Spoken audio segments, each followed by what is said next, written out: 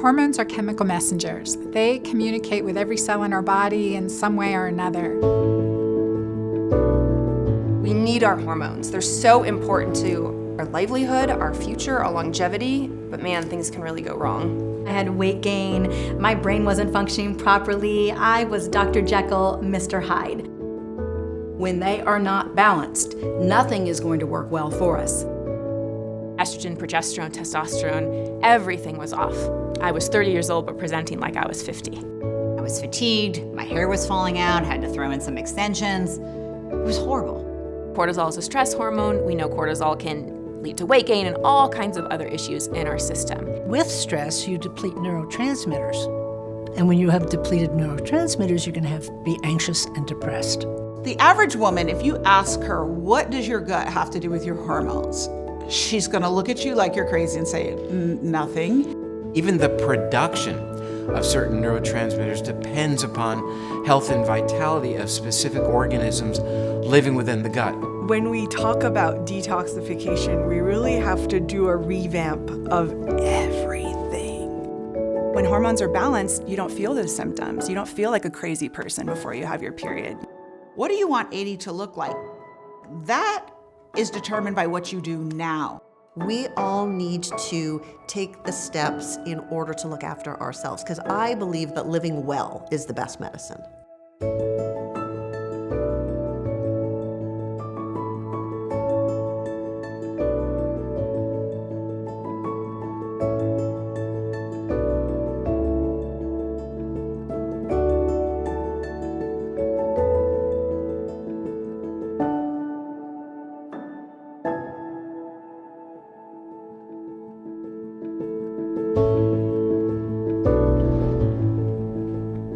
Hello everyone, and welcome to our docu-series, Hormones, Health, and Harmony.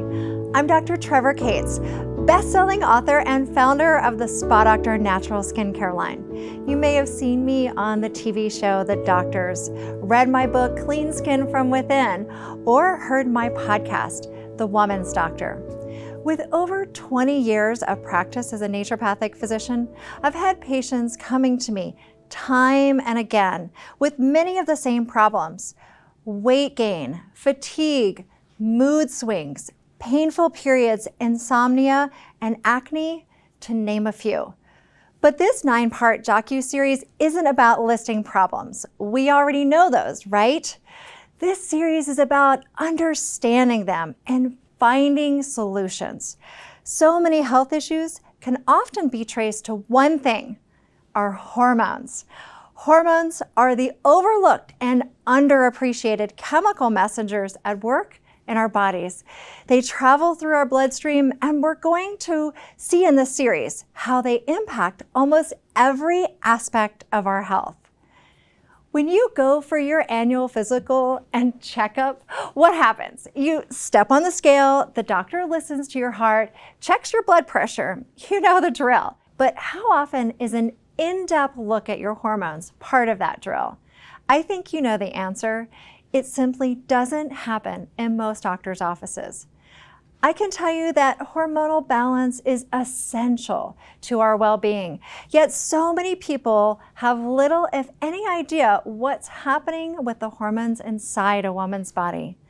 That's about to change. This series is going to show what you really need to know about hormones. With this knowledge, you can become your own best advocate for taking control of your body and your health. I've interviewed over 50 experts, top health professionals, and those who've struggled with their hormonal health. Let me tell you, the information and stories from them will change your life. In our first segment, we began with some series highlights, a taste of what you're going to see and learn in the episodes ahead. It's all about your hormones.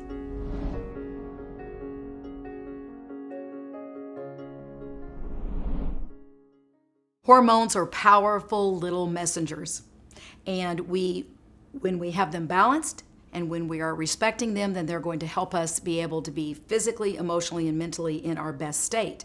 When they are not balanced, nothing is going to work well for us. Hormones are just as important as your pulse, your lifeline, right? And so hormones When they're not optimized, when they're a little bit out of whack, they throw everything out of whack because they affect every tissue in your body.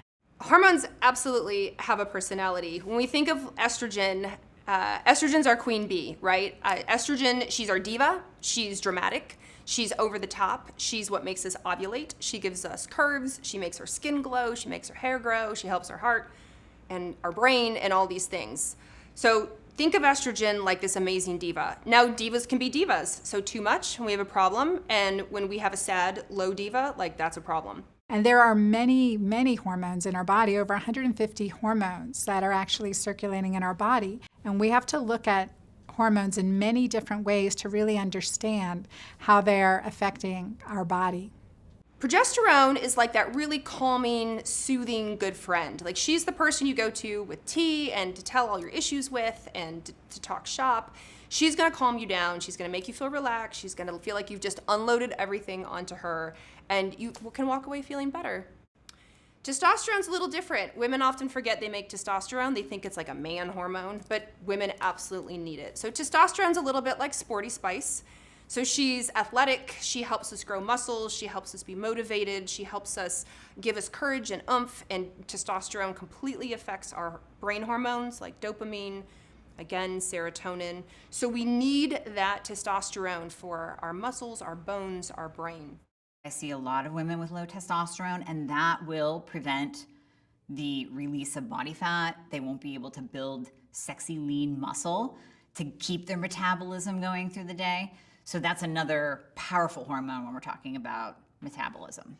What most people don't realize is that you have receptors for these sex hormones all over your body, in every system, in every tissue, in every cell. In fact, you have more of these sex hormone receptors in your brain than anywhere else. So what does that tell you? Must be important for your cognitive functioning, right? So when you shut down the natural production of these hormones, guess what? Your brain isn't getting nourished with these hormones. Do you think that affects your mood? You bet it does. With chronic stress, what often happens is cortisol goes up, that's our stress hormone, our wear and tear hormone. DHEA goes down, that's our anti-aging build and repair hormone, and then the aging process just happens faster than necessary. Cortisol normally rises in the morning and then declines through the rest of the day. So she's the person who's texting you first thing at 6 a.m., like, let's go for a run, let's do this, let's do that, did you get on that? They're the person who are sending you emails at 6 a.m. When you haven't even gotten to work yet to follow up on this and follow up on that.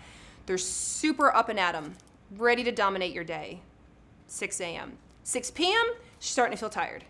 Definitely by 10 p.m., she's in bed. My favorite hormone to balance would be cortisol, because a lot of patients have stress, and a lot of times that's related to elevated or depressed levels of cortisol, which then affects your sleep. And then if you don't get enough sleep, that affects your moods, and it just is like a vicious cycle. When we're in a stress state, fight or flight, we're pumping out adrenaline, noradrenaline, and that's important when we're fleeing from a wild animal. But we don't have that anymore. We're not running away from wild animals. We're sitting at a desk, sitting at a computer. We have million thoughts in our mind. We have deadlines, lots of responsibility, and there's no escape. When our adrenal glands pump out cortisol properly, then we're okay, we reset. When our adrenal glands pump out cortisol ongoing, then there goes the inflammation. So inflammation goes up in the body. Where we see inflammation, we see dysregulated hormones. So we need to do things like exercise, and that's exactly what the animals are doing when they're shaking off their stress. We need to exercise. We need bonding. We need friends. We need to be able to talk about. We need outlets for things that are bothering us. We can't just keep it in, because it circulates on itself. The big myth that I would love to bust around our hormones is that our hormones are working against us, that our hormones are trying to self-sabotage our bodies, and that is not the truth at all. Your hormones are just very, very sensitive chemical messengers who are doing the best they can with what they've got in the moment that they're in, and they're really responding to whatever we're doing in the environment or whatever's coming to us through our environment. We live in a toxic world. We know that the average American gets exposed to over 80,000 toxins a year. So this is, again, between what we eat, what we breathe, and what we drink. And the cumulative effect of all these toxins is that they build up in our body, and they can interfere with our hormones, they can interfere with our immune system, they can interfere with our brain function. One of the sneaky things about endocrine disrupting chemicals is they can make you act and feel more estrogen dominant, estrogen excess, but it won't show up on lab work. So here's what happens. Women say I have PCOS, I have heavy periods, fibroids, endometriosis, full tender breasts. They go to their practitioner, they get blood drawn, and lo and behold, their estrogen is in the normal range. And so they're told they're normal. But what's sneaky is that because they mimic estrogen, but they don't look 100% like estrogen, that means they can come into the body, they can bind to the estrogen receptor and turn it on. So now you've got turned on full tender breasts. You have turned on endometrial tissue that's painful. You've turned on heavy periods, clots, your fibroids are growing. I always want to educate my patients on avoiding some of these endocrine disrupting compounds. So the first thing I do is I take a look at where they live and what is the air quality in the area that they live in. And are they using some type of HEPA air filtration, maybe in their bedroom at night or at their workplace, wherever it is that they spend the most amount of time.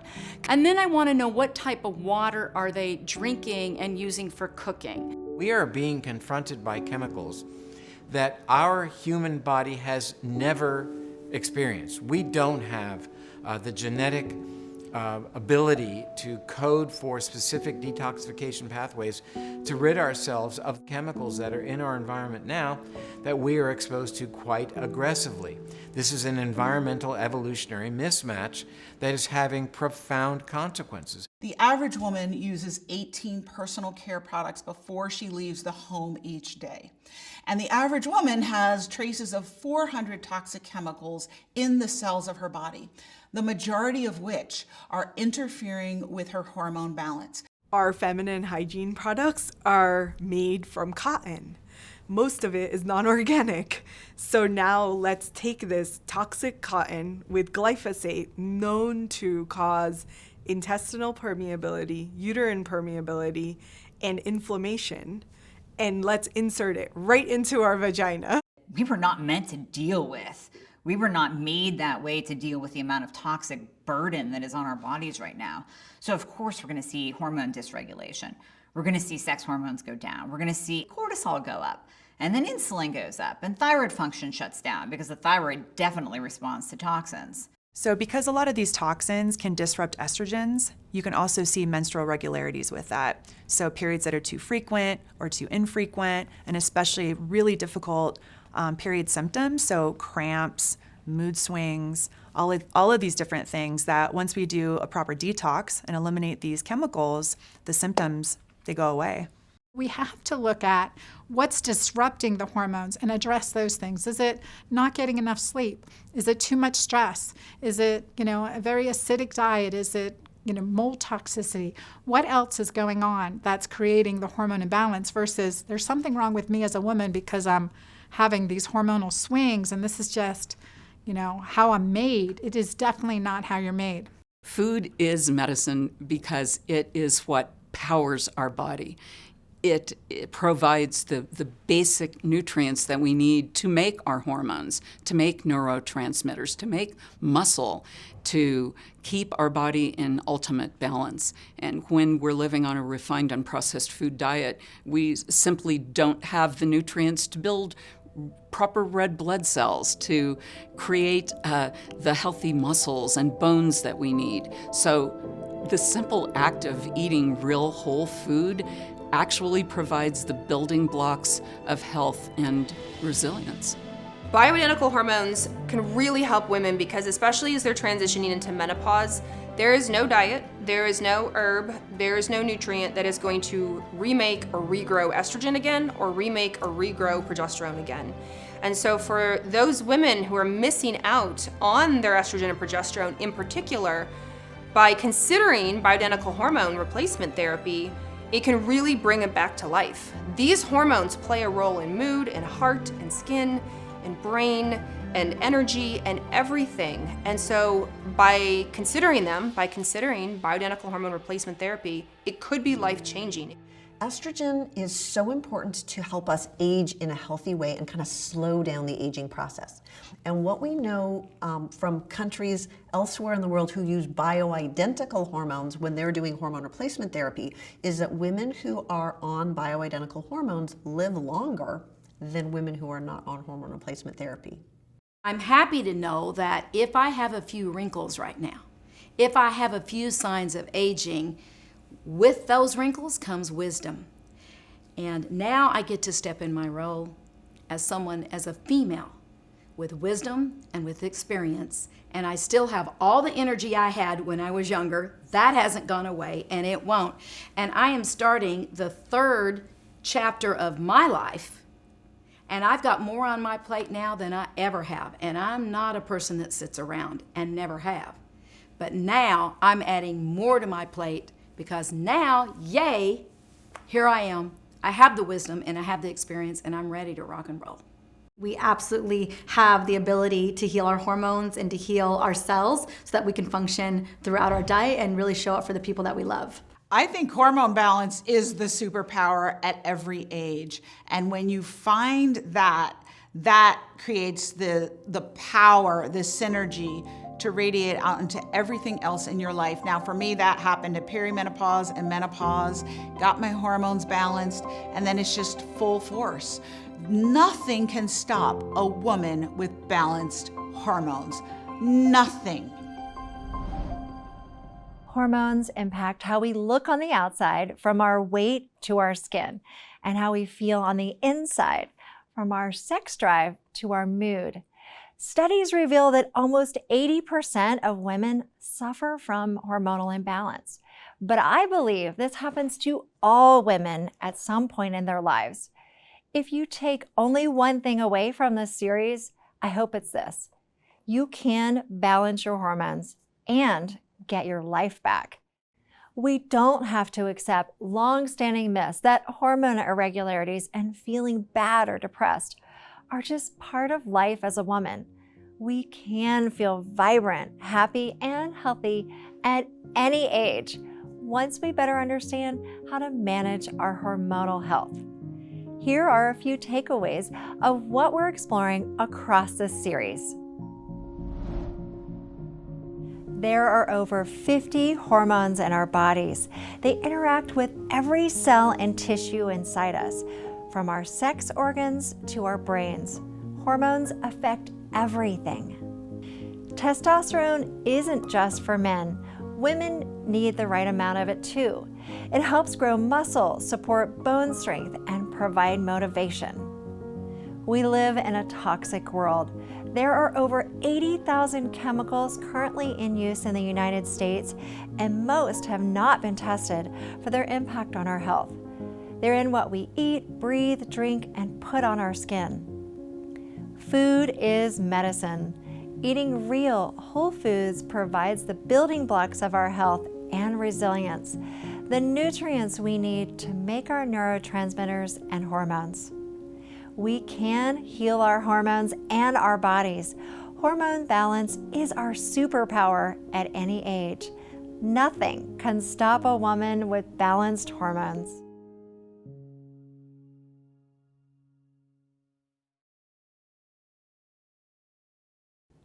The word hormone comes from an ancient Greek word that means to stir up or excite.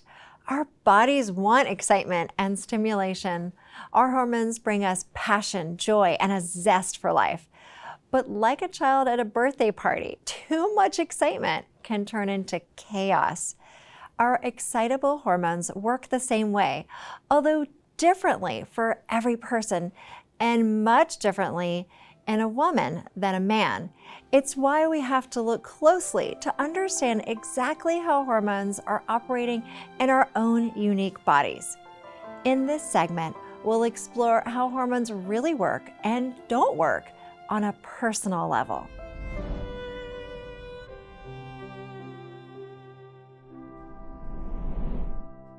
I have personally been to hormone hell. I really have been. I, at 39, was diagnosed with early menopause, premature ovarian failure, and irreversible infertility. In fact, I'd gone through months of the highest doses of injectable fertility meds, and I failed with very minimal to no ovarian response. So here I was, an Emory-trained OBGYN, I'm telling you, one of the best institutions in the world for OBGYN clinical practice. And my doctor's bag was empty at that time. And my reproductive endocrinologist, a fellow colleague, told me, Anna, your only chance of having another baby is egg donation.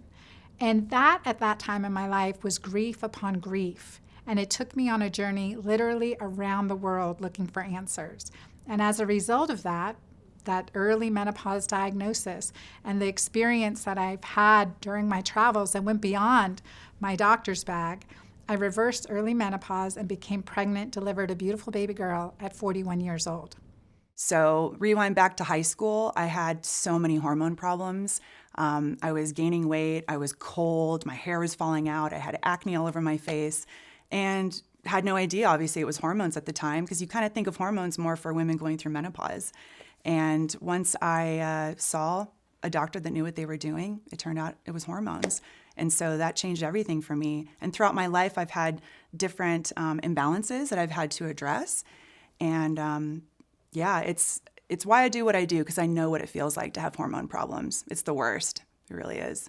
We are socialized and brainwashed in a system that systematically disempowers us and disempowers our hormones. And so the time has come for liberation from this, for us to know the truth about our health. And that starts with knowing the truth about our hormones.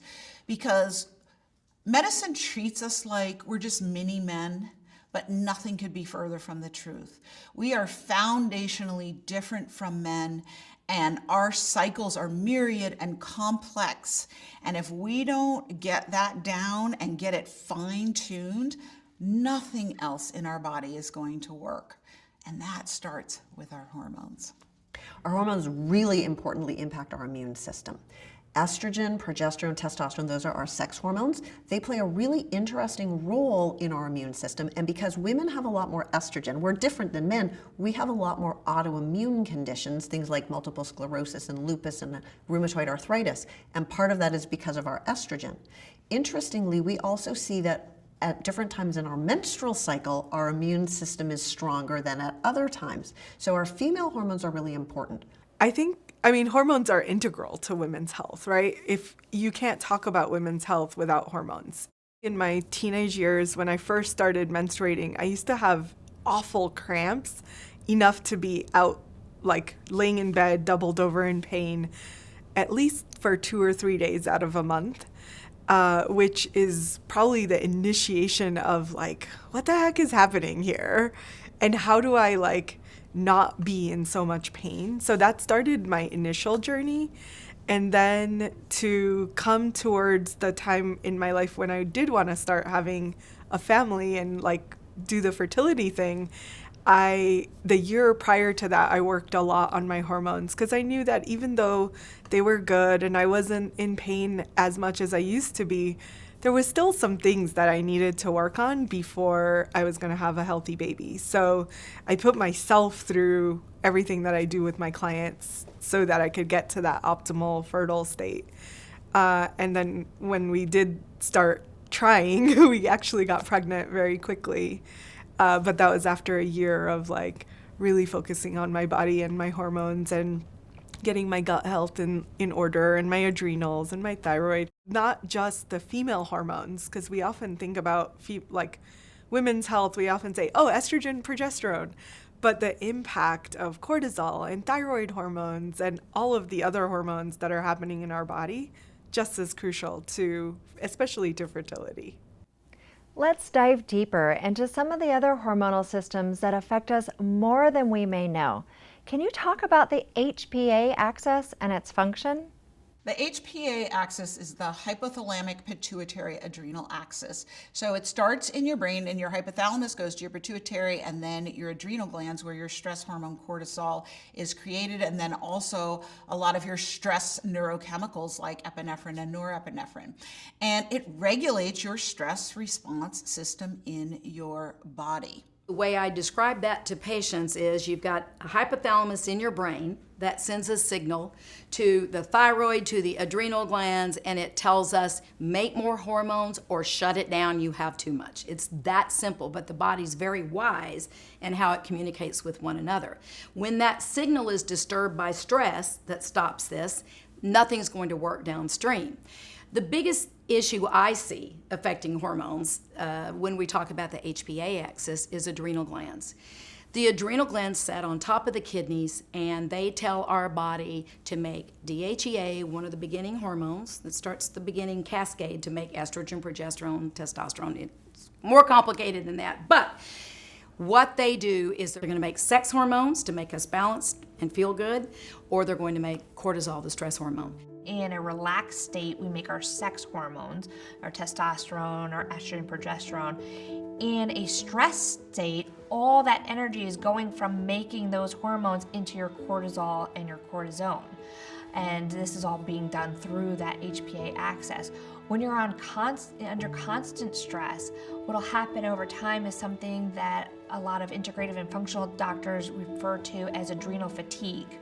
But what we're doing is we're triggering that feedback thermostat loop where the body's going, okay, I'm making adrenal, I'm making cortisol, I'm making cortisol, I'm making cortisol, and the body goes, okay, we have enough cortisol, I'm gonna stop making cortisol. So it doesn't matter how much more stress you put at, the cortisol levels go lower and lower and lower. And now this can lead to issues with decreased energy, increased weight gain, decreased metabolism. I think in the wellness industry, we've been conditioned to view weight and metabolism in a very male-dominant structure. And not accounting for how our hormones actually work, and that can be really detrimental.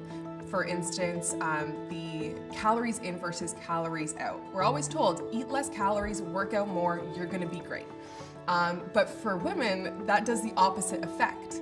And over-exercise really negatively impacts our hormones and can actually cause us to lose our period for an extended period of time. And under-eating can very much so negatively affect our hormones. And if those hormones are imbalanced, then we're gonna have surges of cortisol and we're gonna have insulin dysregulation or too much estrogen, which acts similar to insulin, that it will pack the fat cells and make it really difficult to unleash those fat cells. But if you're working with your cycle and with your hormones, then you're able to tap into those stores and hopefully lose weight. So balancing our hormones has a positive impact on everything from our mood to our metabolism. But so many women experience hormone abnormalities. What are some common hormone imbalances you see in your patients? One of the most common complaints I heard as an OBGYN with my patients, and I still hear all the time, is the decreased libido, decreased desire, decreased sex drive, and how problematic that is in their lives and their relationships. And so as a gynecologist, I remember leaving the exam rooms, your hands on the door, you're ready to leave, and my patient would, I'm like, is there anything else? Yes, doctor, I have no sex drive. And that's a 3-hour conversation, right? That is a 3-hour conversation. One of the most common abnormalities in our hormones that causes mood issues when it comes to our sex hormones has to do with progesterone deficiency. Progesterone, I call it the happy hormone. It is the anti-anxiety, anti-depression, feel good, sleep well, happy hormone. And a lot of women are progesterone deficient even in their childbearing years, and this contributes to infertility. Progesterone is one of the strongest neuropeptide hormones in our body. It is brain protective. It is, it's the hormone of feeling good. It's a, progestation, a pro-life hormone. It has so many incredible benefits, even to our fascia, to our flexibility, to our pelvic floor, to our sex drive, vaginal health. Progesterone to our bones, brain. Obviously, I love progesterone. Progesterone is one of your relaxation hormones. It's great for sleep. It's also great for relaxation, but once again, if you have too much or too little, that can also cause problems. So hormones have to be just right. And now I've seen, honestly, in the last couple years, I've seen much higher rates of polycystic ovarian syndrome. PCOS, polycystic ovarian syndrome, is a hormone imbalance that is really common. About 1 in 10 women have this. And the problem is there's insulin resistance, which means insulin isn't regulating metabolism well. And that causes the ovaries to make too much testosterone. And the testosterone causes menstrual irregularities, ovarian cysts, acne, and can cause hair growing in the places where we don't want it. One of the top recommendations for a woman with PCOS is to just lose weight. The difficulty there is that it's really hard for women with PCOS to actually lose weight. So you would need to first balance out your hormones and do so in a way that is going through a PCOS lens, so specific to PCOS, or whatever hormonal imbalance you may have, and making sure that you're getting that first. One of the things that I talk with my clients about is the fact that weight loss is a side effect of living a holistically well life, and it shouldn't be your main focus, because the reason why there is that weight gain, the reason why there is the inability to lose weight, is because there's an underlying issue there.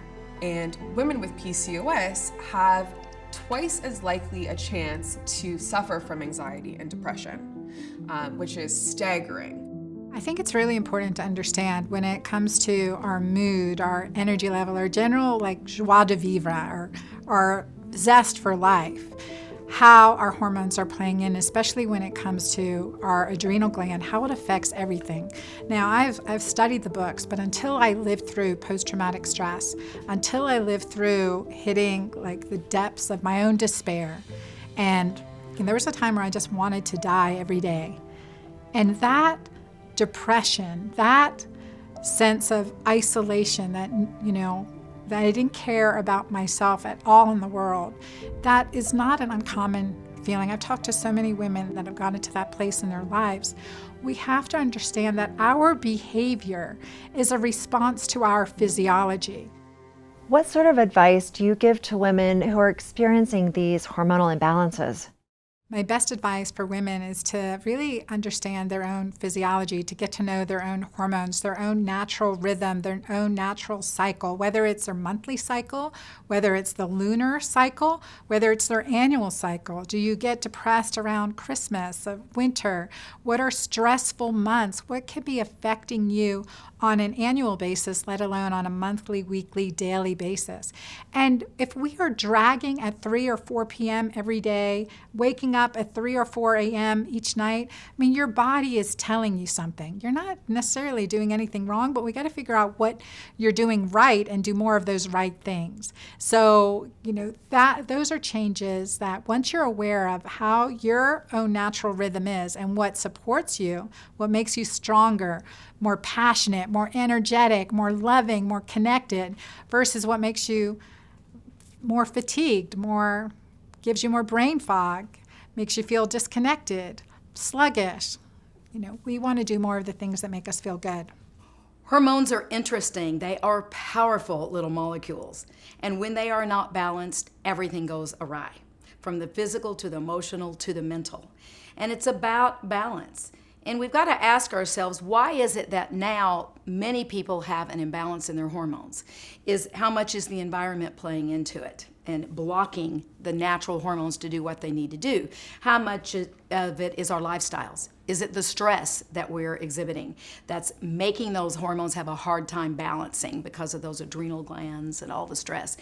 So hormones are one of the physiological processes that go in our body, but they are powerful and they must be balanced, or we are not going to be balanced.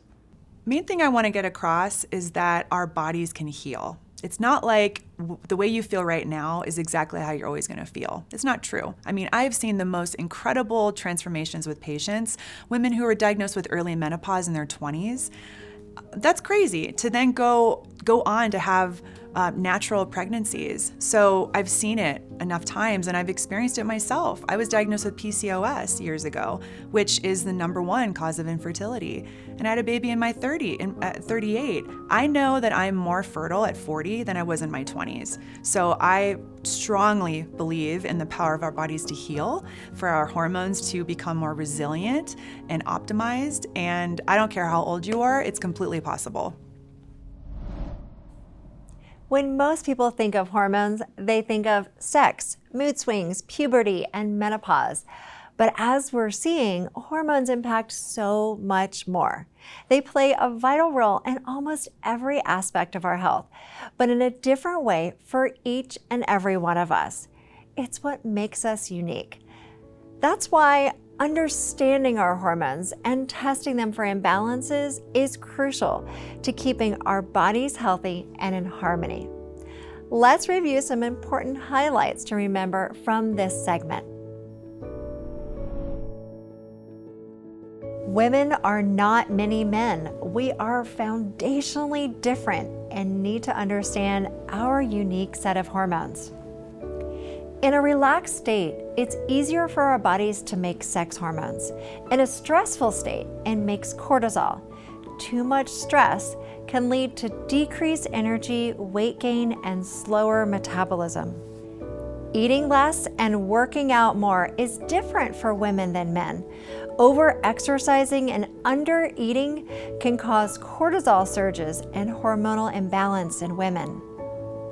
1 in 10 women suffer from PCOS, along with physical symptoms like irregular cycles, acne, and weight gain. Women with PCOS are much more likely to suffer from anxiety and depression. Understand your own physiology and monthly cycles. Emotions and stress are common, but too much is when we struggle.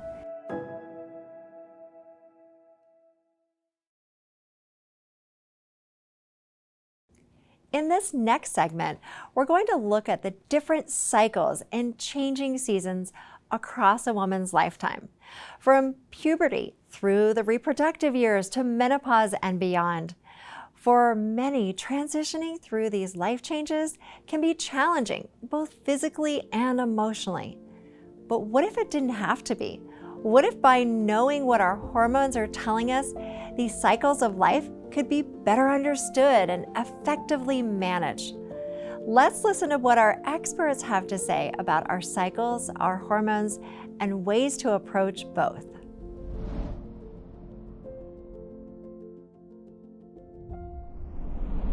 We have many different cycles that we go through in life, from puberty to our menstrual years to menopause.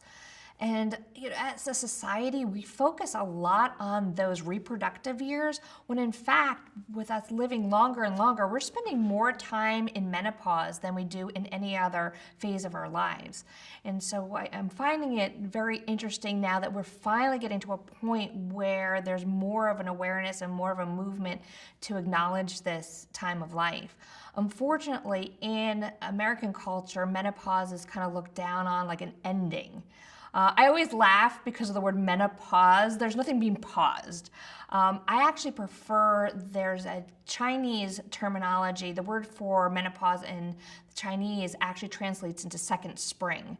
And I really like that because I think it's more of a rebirth. This is a renewal time and it's a new phase of life. I'm fascinated by how women, we really don't know our bodies. I talk to large groups of women and it's hard for them to name the 4 phases of our cycles.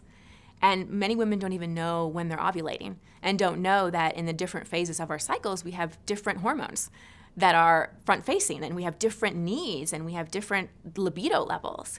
And so really empowering ourselves. One thing that's really helped my own sex life is really knowing my cycle, knowing when I need more rest, knowing when I need more foreplay, knowing when I'm ready to go because I'm ovulating, and not having shame around the times in my cycle when I don't. It's really empowering when a woman understands what happens throughout her cycle hormonally, because it allows her to listen to her own needs and provide what she needs for herself, and also being able to set certain boundaries. So for example, For women who are in the first part of their cycle, kind of leading up to ovulation, usually they have more energy, more drive, they kind of want to get things done more.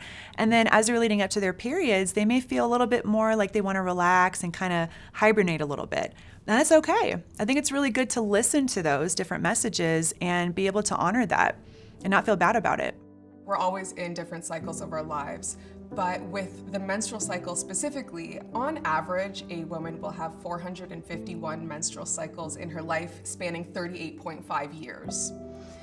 So that is a huge amount of time and a huge amount of cycles that you're continuously going through. So it's really important that we understand that because they affect us so much. We kind of roll into puberty and getting our period, and maybe we have a tampon thrown at us. We don't even really know what's going on, and it's such a beautiful time. So I'm very into rituals. I'm very into really honoring our lives and the cycles of our lives. And we tend to have a ritual for marriage and for birth and for death, and we forget all these other major milestones. And when you have a daughter who is getting her cycle, this is to celebrate, this is to take her into the fold of sisterhood, of womanhood, of explaining what is now possible in her body, and that she has this sacred opportunity, if she chooses, to birth a baby. I think what's really important is to understand the fluctuations of the menstrual cycle and the hormones within it.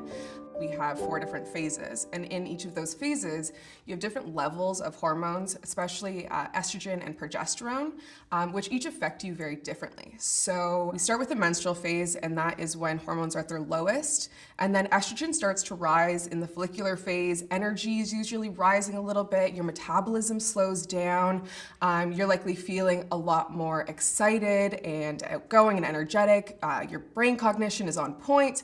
And then you hit the ovulatory phase where your estrogen is really high, and that's when you actually ovulate. And then in the luteal phase, the last phase of the cycle, progesterone starts to rise. And progesterone is an awesome hormone. It has really calming effects. It actually speeds up your metabolism. And in the later luteal phase, you may experience more of those PMSing symptoms because of the balance between progesterone and estrogen. So it's really important that we're able to support each of those hormones within the phases that they're in so that we can just maintain hormonal balance throughout our whole cycles with those fluctuations. 80% of women who have menstrual cycles experience pain in their cycle.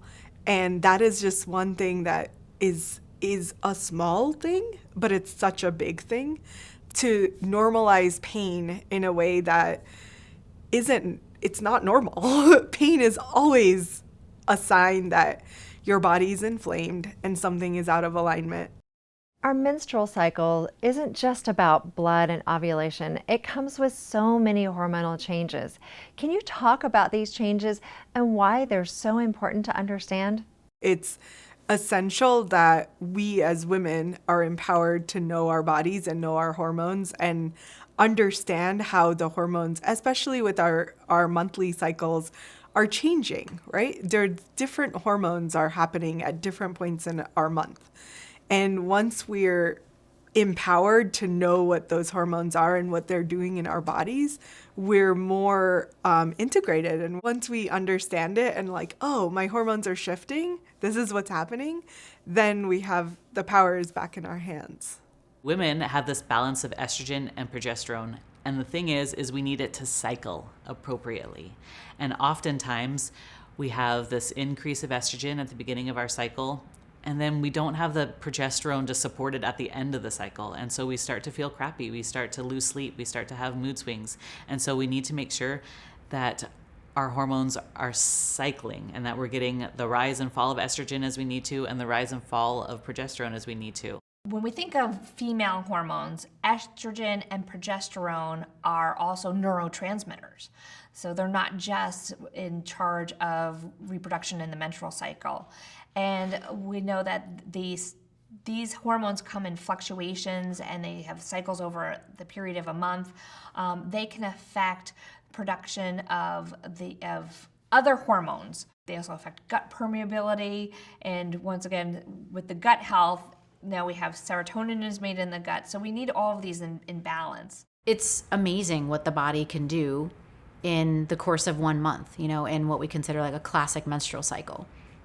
That the body can actually literally be in a different hormonal state every single day and move through this cycle and say, okay, well, we're not pregnant, cool, we'll start over. And literally go back to the drawing board and start all over again. That's an incredible superpower that can translate everywhere else.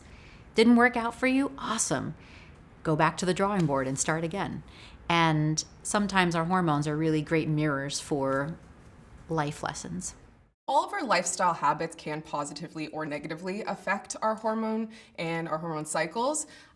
So for instance, food, diet, exercise, as well as stress plays a huge role in hormonal balance. So making sure that you're reducing stress, making sure that you're nourishing your body the way that it needs to be nourished as well. I think that goes often overlooked, that we need to specifically nourish our hormones and make sure that we have balanced hormones. And that really goes back into lifestyle, sleep cycles, everything really. Everything's interconnected. Someone earlier made a connection between the changing seasons in nature and the changing seasons in a woman's life. Do you see that? So sleep is another cycle that is related to hormones. So in the morning, we have high cortisol levels, and we need cortisol to get us through the day, to give us that energy to be awake. But throughout the day, our cortisol levels will fall, and that will give way for melatonin, which is our sleep hormone, so that we can get a very restful sleep, and that cycle will continue. But for a lot of us, there's a very specific relationship with sleep and cortisol levels that are very much so imbalanced. So if we have really high cortisol levels throughout the day, then that's not going to allow melatonin to then be created so that we can sleep. And furthermore, screens and false light and having light later at night disrupts that circadian rhythm and that sleep cycle, which again will not allow melatonin to come in so that we can actually get sleep, which is where our body repairs itself, where it rests, and is vital for not just our hormones, but our neurotransmitters and our gut health and everything else. I can link sleep back to every single thing. And this simple protein carb thing supports our energy system, because protein will support production of cortisol on a very basic level, and complex carbs support melatonin production. So optimizing that circadian rhythm or the sleep-wake cycle will increase the amount of sleep we have, help us feel more energized, more rejuvenated, and depend less on caffeine, alcohol, whatever our toxicants of choice are, to get through life. If you think of hormones, for women, they're cyclical. There's a rhythm to it. And if you think of emotion, it's energy in motion. Emotion has rhythm to it.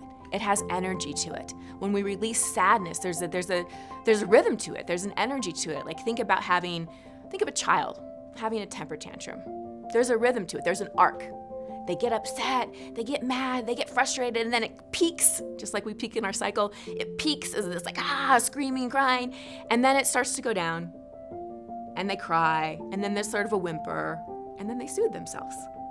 So emotions have these beautiful rhythms to it, just like our bodies do. And when we don't have that release of the emotion and allowing for that rhythm, it's gonna disrupt the rhythms of our cycles. Our bodies are a whole, right? We aren't a leg or an arm or a uterus or a thyroid.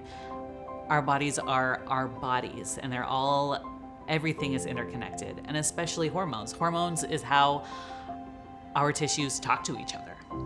And so when one line of communication is dysfunctional, just like in the game of telephone, all the other downstream lines of communication are probably going to be a little bit dysfunctional. And so we need to make sure that communication line, that telephone game is optimized, and so that we're getting all the messages that we need to, so all of our tissues are functioning appropriately. As women, we are very much affected by nature. So did you know that when it's a full moon, that can actually trigger ovulation in our bodies? And when it's a new moon, that can be the time when we have our menstrual cycle. And when a woman has her hormones balanced, oftentimes it does mimic those different cycles. Also, when it's the winter time, I encourage patients to rest more, to enjoy the fact that there's more nighttime, there's more darkness, and to kind of get more into a hibernation mode. So when you are able to connect yourself with the different cycles of the earth, I know it can sound kind of hippie, kind of woo-woo, but it's true. We are affected by the light and the dark and the different seasons. So being able to understand that is actually really cool. It's really empowering. It has you be able to see yourself as more of an inhabitant of nature, which I think is really cool. I think that there are definitely seasons in life. Again, I just had a baby. I'm not looking to run marathons. I'm not looking to take over the White House. I'm not looking to do big, aggressive things right now, and that's okay. There is a flurry of changes that happen while you're pregnant. Your hormone levels go way, way, way up. And then when you deliver, whoosh, they change dramatically. So there's so many changes going on with our hormones at pregnancy. When we go through menopause and our hormone levels mostly decline, at least the female hormones do, everything in our body starts to change. And so going through this in a healthy way, having the healthiest hormones possible, is really going to impact the whole second half of your life. I like to talk to people about how incredible it is that their body can withstand that amount of change and still be alive, quite honestly. And not only that, but thriving, caring for themselves and caring for other people. So I'm going through menopause right now. And whenever I have a little hot flash or I wake up in the middle of the night all hot and sweaty, it sort of makes me stop and think about what cycle of my life am I in? What legacy do I want to leave when I'm gone? So it's making me think about my life in a little bit of different way. I love menopause. I've been in menopause now for 5 years, and I just keep getting healthier and happier, and you can have sex and not worry about getting pregnant, and it's just such an amazing time. And so I'm really passionate about flipping that script, and women, instead of dreading it, being okay welcoming this wonderful cycle of, if you've had kids, most likely they're gone to college, or they're on their own, or they're headed that way, and maybe your job is changing, or you're going to embrace the job you've been dreaming of, or you're retiring, so it's this really wonderful opportunity to stop giving to everyone and start giving to yourself. The ancient Romans believed that menstruating women could stop hailstorms and lightning with their dark powers. Thankfully, we've come a long way since then, but as you heard in this segment, there's a lot to take in about hormones and their role in the different cycles women experience in their lives. This is exactly our purpose of this series: empowering women to better understand how our bodies work and how to listen to what our bodies are saying. The more we can do this, the more every cycle becomes an opportunity to embrace. Here are some key takeaways about the cycles in every woman's life.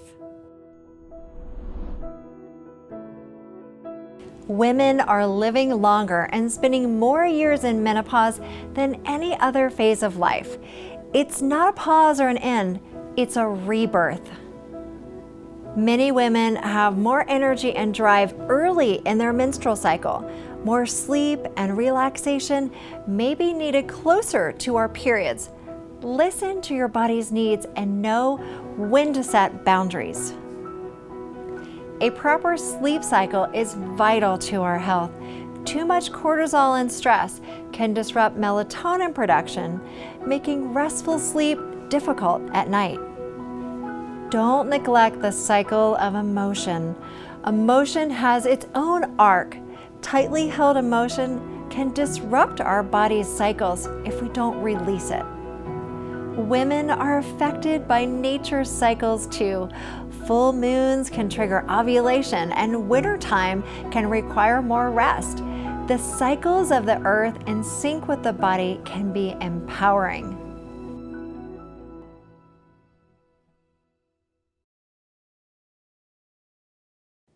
We've reached the end of our first episode. Pretty amazing, isn't it?